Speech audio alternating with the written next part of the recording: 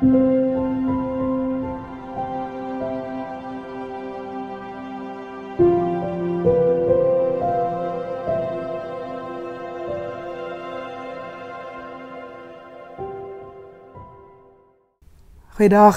hartlike goeiemôre en welkom. Mag jy ook so beleef en stil word. Mag jy, miskien het daar 'n klomp dinge op jou aandag, onder jou aandag gekom, die dinge waarvoor jy dankbaar is.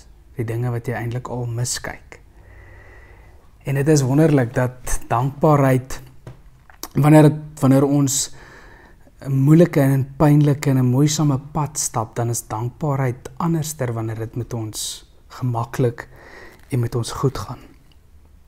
Nou die verhaal van die 10 malaatses en die 1 Samaritaanse man wat saam genees is en omgedraai het en die Here geloof het. Dit is die agtergrond wat ons hier aantref. Ek lees vir ons vanaf vers 14.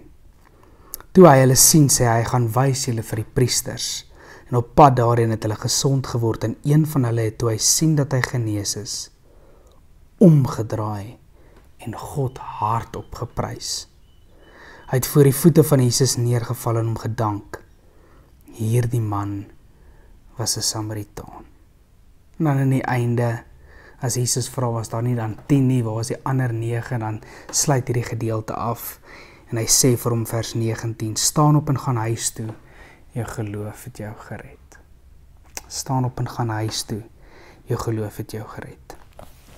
Het mag dalk wees dat daar groot goeders in ons lewens gebeur en ons vinnig aanbeweeg. Selfs so groot gebeurtenis soos om van melaatsheid genees te wees. En dis miskien dalk, ons het hierdie tendens dat ons uitkamp partykeer in ons swaar omstandighede en daar vashak. En dan wanneer dit weer met ons goed gaan, dan beweeg ons baie vinnig. Maar hierdie man draai om, stop en het God hardop geprys. 'n tema van lof, 'n tema van aanbidding voor die hoëpriester se voete neergeval. Hy eindig op by Jesus, by 'n ander tipe priester as die ander 9. Hy word amper deel van hierdie verhaal. Gaan huis toe. Jy is nie net genees nie, maar jy sal nooit weer, jy sal miskien dalk weer siek word, maar in alle ewigheid sal jy nooit weer nutteloos, doelloos, eenkant buite die stad wees nie. Gaan huis toe, gaan met hierdie roeping, gaan met hierdie boodskap, gaan leef jou genesing. Hy het omgedraai, gestop en die Here geprys. Mag dit